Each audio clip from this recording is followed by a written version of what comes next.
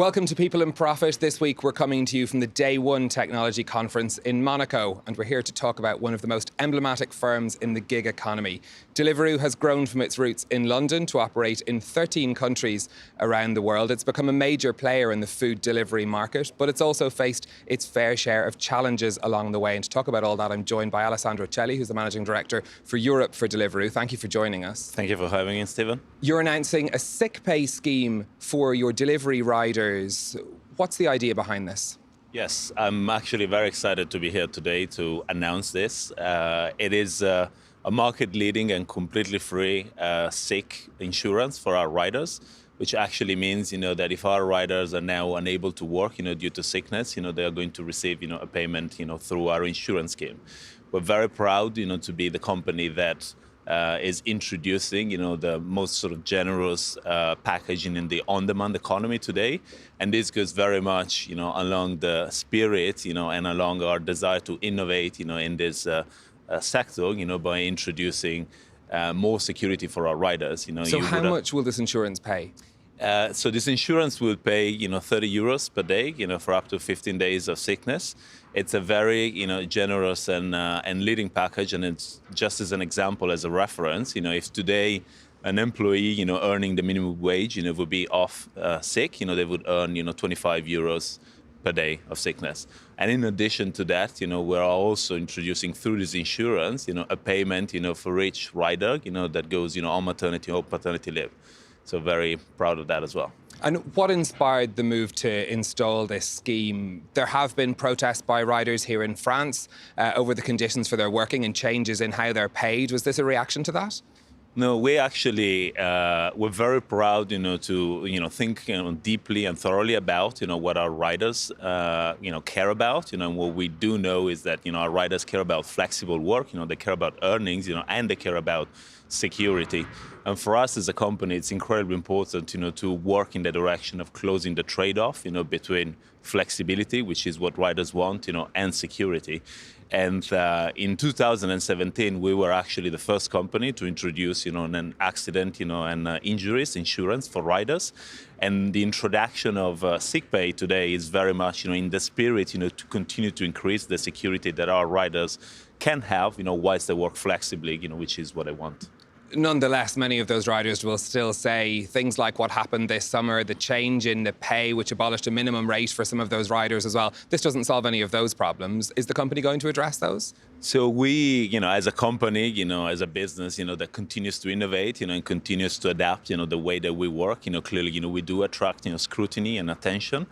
What we did during the summer that did create some protests was actually very much in the spirit of paying more fairly the riders for the work that they do, because what we did actually was increase the pay for longer distance deliveries, so that when a rider is actually for a longer time on the road, they can still earn a good amount of money and be happy with that. And so that was very much the spirit of what we did during the summer.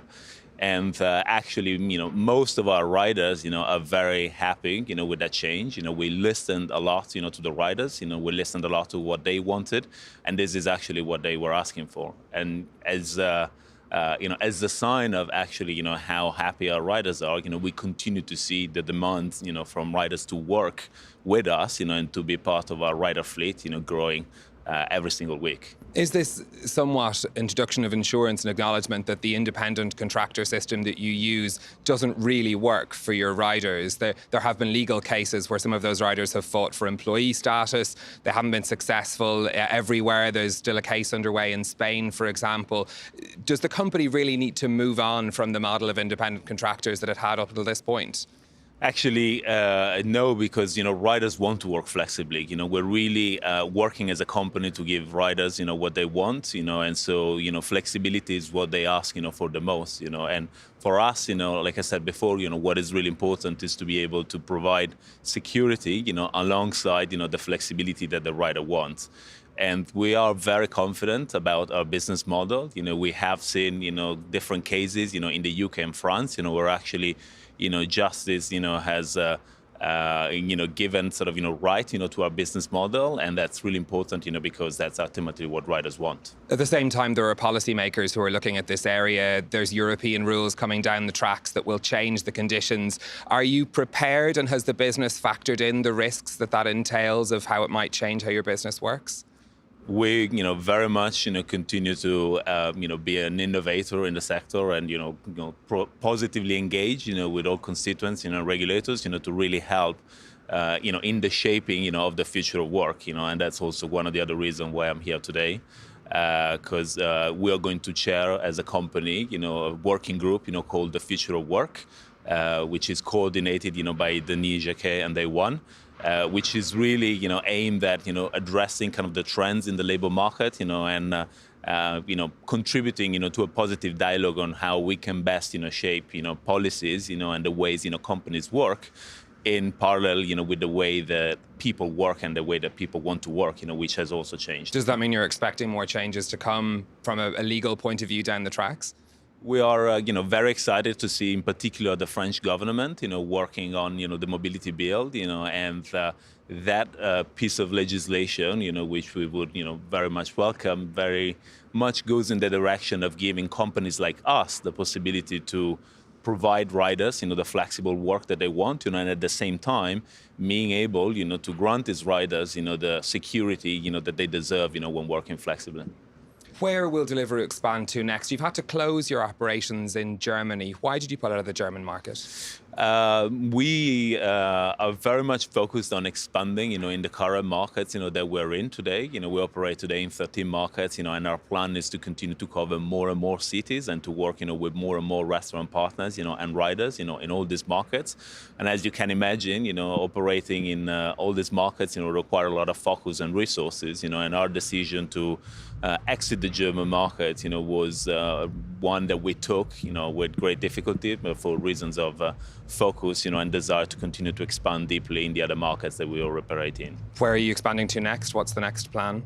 So, like I said, we're going to really focus on, be as ubiquitous, as we can be, in all the countries, that we operate in today. So you would have seen, we have significantly expanded, in a lot of European countries, including the UK, including Italy. We started to expand again in France, and we're going to continue to launch more and more cities out of which we operate, in the coming, 18 months. Deliveroo hasn't tackled the United States yet. Is that on the cards? Would be a lot more competition? Well, like I said, very focused on the markets that we're in today for the time being. Amazon recently took a stake in Deliveroo in the latest funding round, but that's something that's fallen foul of regulators in the United Kingdom. Should we envisage a future merger between Deliveroo and Amazon?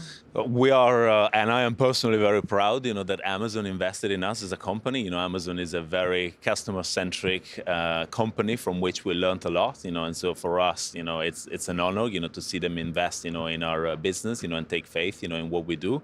But, we as a company, really focus, on our expansion plans, and continuing, to lead and innovate, in the world of food, which is really, what drives us and excites us, every day. Should we expect more consolidation in the market? There have been players in France, for example, that have closed in this industry. Do you think we'll end up with much fewer companies in food delivery in the future? I think, this, like many other industries, is, in its shaping, it's, in an evolving state, and I think, there is a possibility that these trends will continue. But for us, really, what matters is that we continue to, expand, and deliver in the countries, that we are currently operating in and that we want to lead in. There have been some rumours of an IPO, a stock market launch in the future. Any chance that we should see that in the short term? Again, like I said, it's a fast-moving industry, but really, what excites me personally and what excites us as a company is to continue to shape, the way this industry is changing, which has really a lot, to see and more to come, and this is what we're very focused on.